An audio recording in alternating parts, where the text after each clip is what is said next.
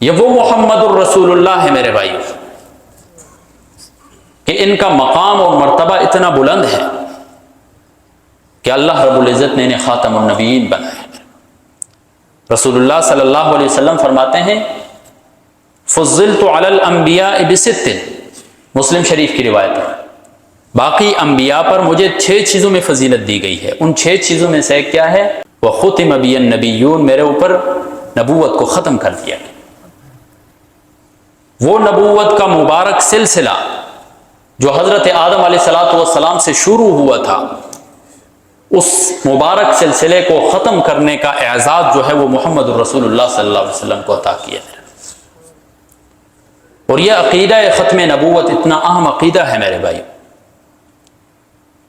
کہ ذخیرہ اسلام قرآن و احادیث کا آپ مطالعہ فرمائیں، 100 آیات کے لگ بھگ آیات جو ہیں وہ عقیدہ ختم نبوت کی اہمیت کو بیان کرتی، اور 200 احادیث کے لگ بھگ احادیث جو ہیں ان میں عقیدہ ختم نبوت کا تذکرہ ہے۔ بخاری شریف کی روایت ہے، رسول اللہ صلی اللہ علیہ وسلم فرماتے ہیں انما مثلی و مثل الانبیاء من قبلی، میری مثال اور مجھ سے پہلے جو گزرے ہوئے انبیاء ہیں ان کی مثال کیا ہے؟ کمثل رجل بنا بیتا، اس شخص کی سی ہے جس نے ایک گھر بنایا، فاحسنہ واجملہ، اسے خوبصورت کیا، الا موضع لبنۃ من زاویۃ، ایک زاویے میں ایک اینٹ چھوڑ دی، پورا گھر بنا دیا ایک اینٹ چھوڑ دی۔ لوگ آتے ہیں اس گھر خوبصورت محل کا کے گرد چکر لگاتے ہیں، لوگ حیران ہوتے ہیں کہ ایک اینٹ کی جگہ کیوں چھوڑ دی؟ تو رسول اللہ صلی اللہ علیہ وسلم فرماتے ہیں فانا اللبنۃ، وہ اینٹ میں ہوں، وختم بی النبیون، میرے اوپر، وانا خاتم النبیین، میں خاتم النبیین ہوں، میرے اوپر نبوت کا سلسلہ جو ہے وہ ختم کر دیا۔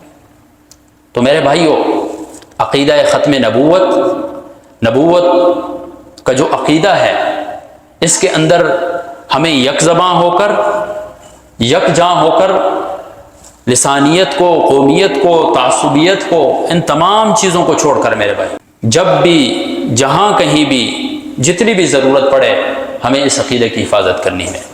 ایک دینی فریضہ سمجھ کر، ایمانی فریضہ سمجھ کر، قرآنی فریضہ سمجھ کر ہر مسلمان کو اس کے لیے پیش ہونا ہے۔